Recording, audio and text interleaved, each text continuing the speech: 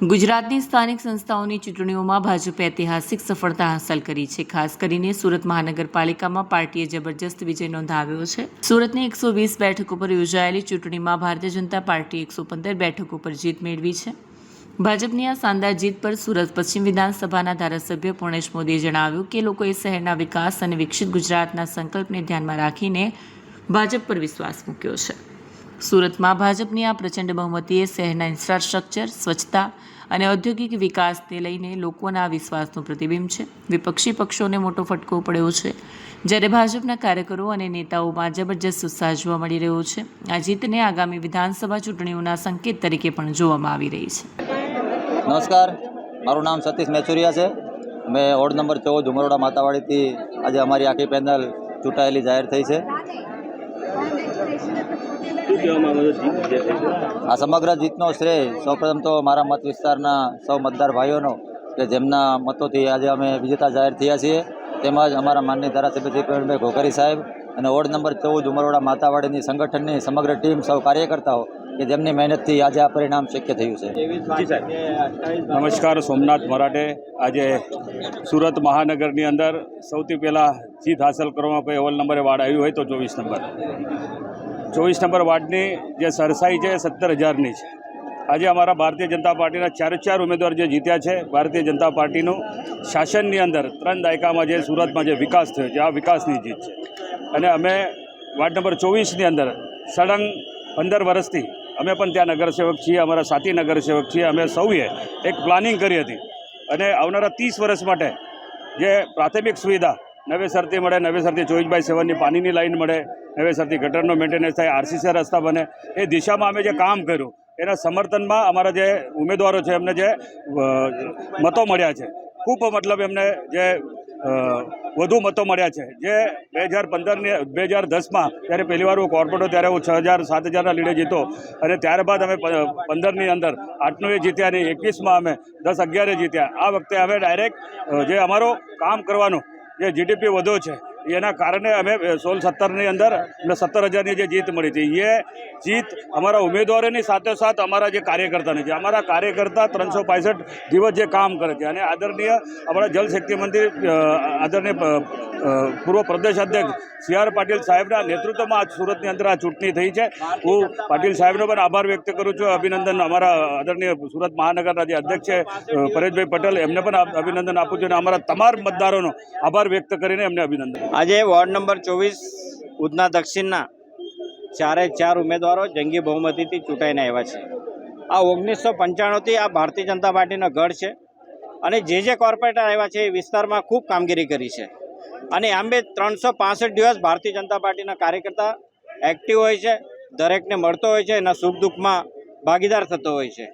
પણ આ બધાની પાછળ અમારા સૌના માર્ગદર્શક કેન્દ્રના જળશક્તિ મંત્રી આદરણીય CR પાટીલ સાહેબ અને શહેર પ્રમુખ પરેશભાઈ પટેલ એમના આગેવાની હેઠળ આ ચૂંટણી થઈ છે। એટલે ખૂબ સારી બહુમતી સુરત શહેરમાં આવી રહી છે। તમે જોઈ રહ્યા છો દરેક જગ્યા પર કમળ ખીલી રહ્યા છે। આ જ બતાવે છે કે ભારતીય જનતા પાર્ટીના જે કાર્યકર્તા પાયાના છે એ સતત 365 દોડતા હોય છે, અને એનું આ પરિણામ છે।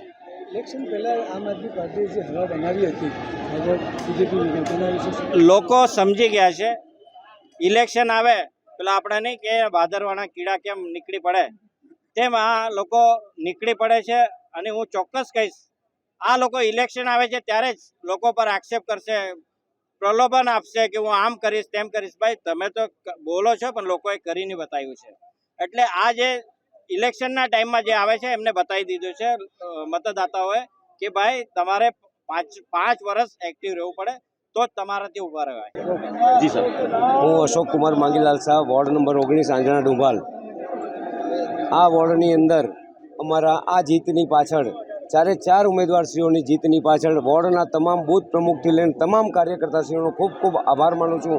અમારા કેન્દ્રીય જલશક્તિ મંત્રી આદરણીય CR પાટીલ સાહેબનો ખૂબ ખૂબ આભાર માનું છું। શ્રીમતી સંગીતાબેન પાટીલજીનો ખૂબ ખૂબ આભાર માનું છું। અને આ જીત અમારી 4 ઉમેદવારો પેનલ ટુ પેનલ આ અમારી જીત થઈ છે, એ બદલ અમે 4 ઉમેદવારો ખૂબ ખુશ છીએ।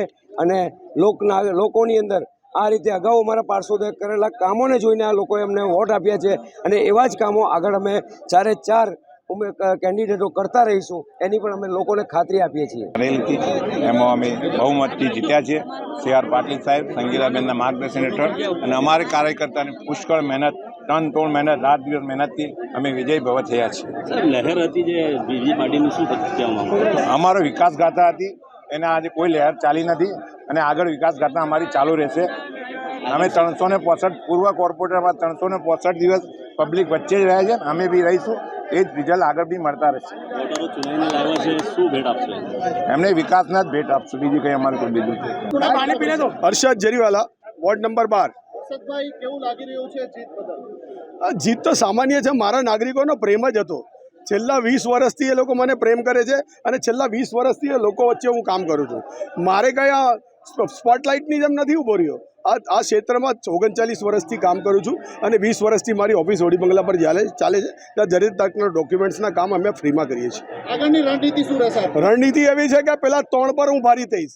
એ લોકોને ગોતવા જવું પડતું હતું છેલ્લા 5 વર્ષમાં, પણ અમે લોકોને ગોતવા જઈશું. એક ગાડી બનાવશું પેન્ટ કરીને અને ગાડી દરેક સોસાયટીમાં જશે અને લોકોની ફરિયાદો એ ગાડીમાંથી થશે. આજે સવારથી જ સમગ્ર ગુજરાત અને ખાસ કરીને સુરતની વાત કરીએ તો જે રીતે સરવાટી ઉર્જાનો જે શરૂઆત થઈ છે એમાં બધા ભારતીય જનતા પાર્ટીને ભગોળી રહ્યા છે. તાલુકા પંચાયત, જિલ્લા પંચાયત, મહાનગરપાલિકા, નગરપાલિકા, એટલે ગુજરાતનો જે વિકાસ છે એ વિકાસને ગુજરાતી જનતાએ સ્વીકાર્યો છે અને એને કારણે આપણે બધાએ જીતી શક્યા છે. આજે વિપક્ષોએ જે માહોલ બનાવ્યો હતો એના વિશે શું કહેશો? વિપક્ષનો જે માહોલ નેગેટિવ આખું વાતાવરણ હતું.